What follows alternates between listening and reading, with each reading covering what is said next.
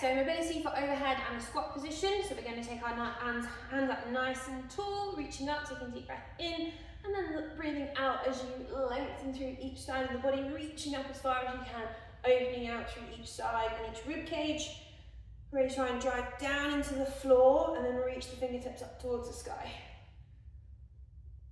And then you're going to take elbows, hands to elbows, drive that head through the gap you've created, driving there, and then leaning again from side to side, really trying to open out through that rib cage. Again, throughout, try and take big deep breaths in through your nose and out through your mouth, getting that oxygen into the body, relaxing through the muscles, but also prepping it for some exercise to come.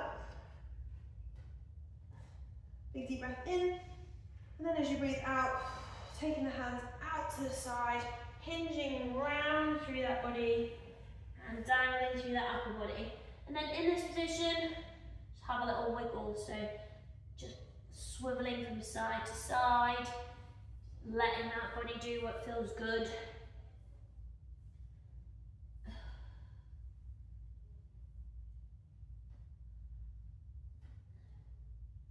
And then if your hands can touch the floor, fantastic. If not, just bend these knees slightly, get those hands towards the floor, take one leg back, dropping down into the knee, and then you're going to try and bring the hands to the inside of the feet, and then just have a little move and a wiggle into this position.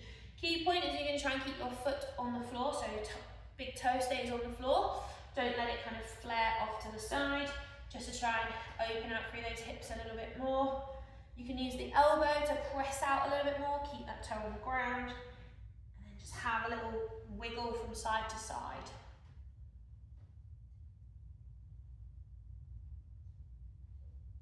Opening up through those hips.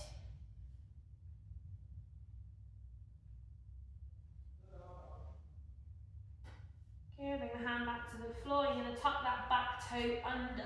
Take that leg up and have a little drive through each heel, lengthening through the backs of the legs.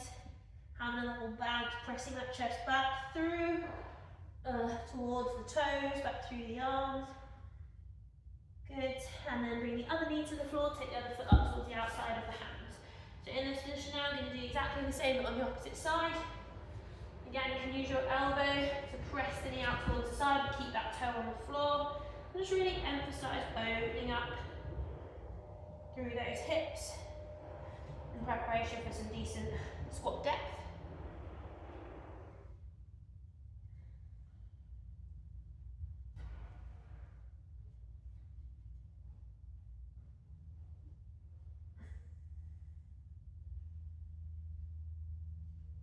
And then you're going to bring your hand back to the floor, take the knee back onto, back to the other knee. Then you're going to shuffle your knees back toward the end of your mat, keeping your hips over your knees.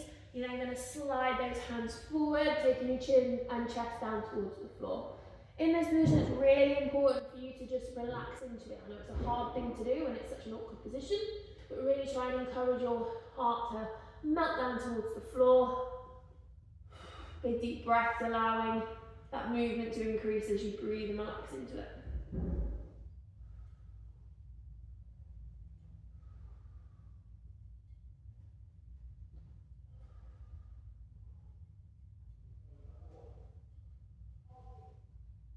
Good, then you can shuffle back from here, getting your bum back towards your heels, taking your knees nice and wide, and then letting your chest fall between those knees. And again, have a little wiggle into this position. We're just trying to open up through those hips a little bit more. Rounding through that back a little bit.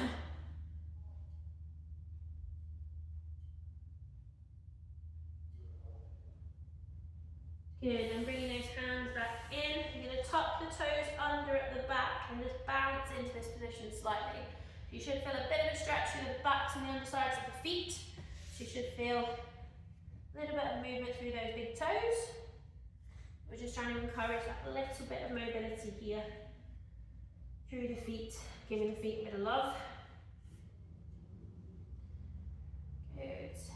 And then from here, pressing up even further, taking the knees off the floor and then sinking back to have a little play around in this squat position. So in this position, you can get your feet a little bit wider, you can march them in, march them out.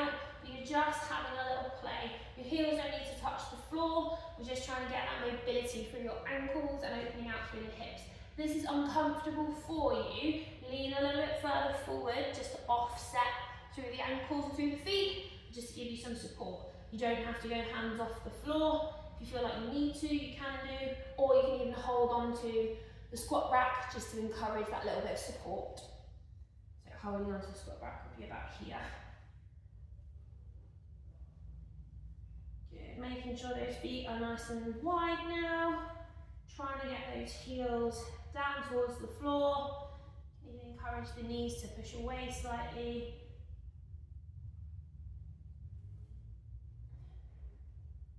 Good, and then bring your hands down to the floor, straighten out through those legs, bring your bring it onto your fingertips, just to have a little bit of a stretch off here.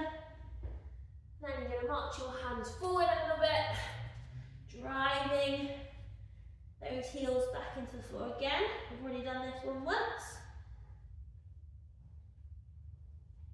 Good, then from here up onto your toes, bring your hips forward, and then just drop down into your upward dog, opening out through the abdomen, that chest, through the front of the hips.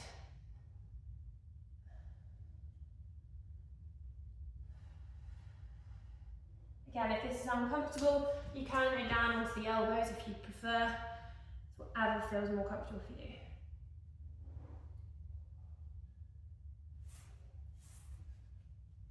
Good, then you're going to tuck your toes under, bring your hips up, walk your hands back. Okay, hands to the hips, squeeze through your glutes, straightening out through your legs, pull your chest back, so pull your shoulders down towards your hips. Drive up, squeezing your butt cheeks, pressing all the way through, setting through those shoulders, draw your chin in, think about those postural muscles, just getting them into play. And then breathing out and having a little wiggle and relaxing up, and you should be prepped for your session ahead.